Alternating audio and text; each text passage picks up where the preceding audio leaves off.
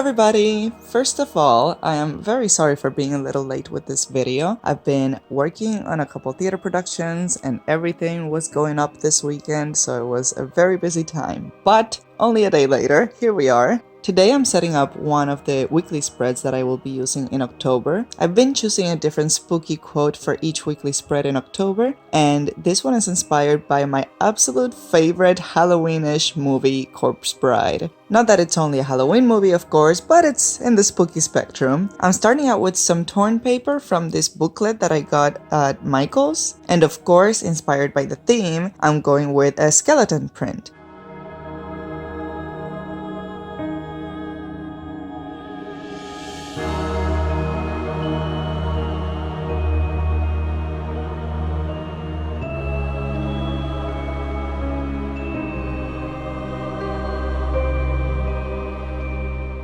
Then I am adding this image that I cut out from an old planner that I still have laying around. If you have ever used Llewellyn's planners, you might recognize these. They are filled with so much stunning art that even though mine is old and I've already used and don't have any reason to keep it, I just can't get myself to get rid of it without using all the illustrations in it for something because they're just so great. Next, you guys might have noticed by now how obsessed I am with using this ink dabber on the edges, so I couldn't resist using it at least a little bit here. Then the bottom left corner still needed something, and I wanted to play with some washi tape, so I'm just adding some of these two, which you have already seen before in some of my previous videos for sure.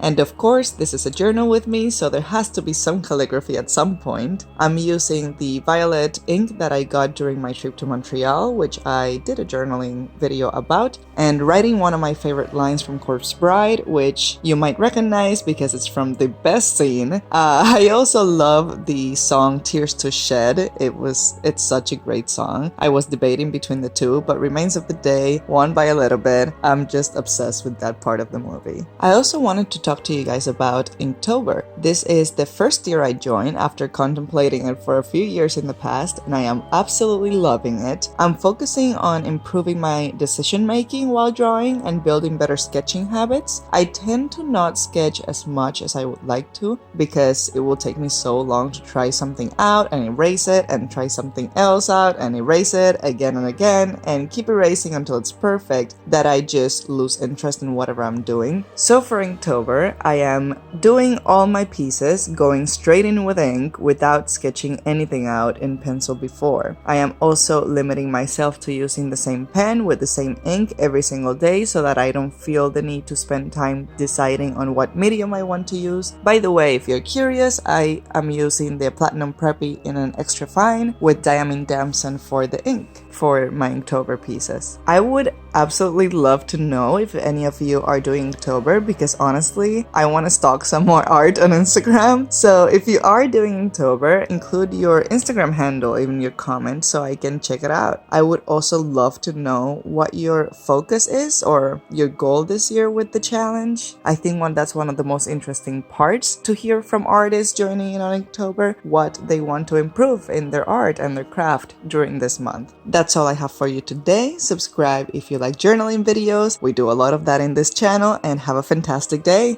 Bye!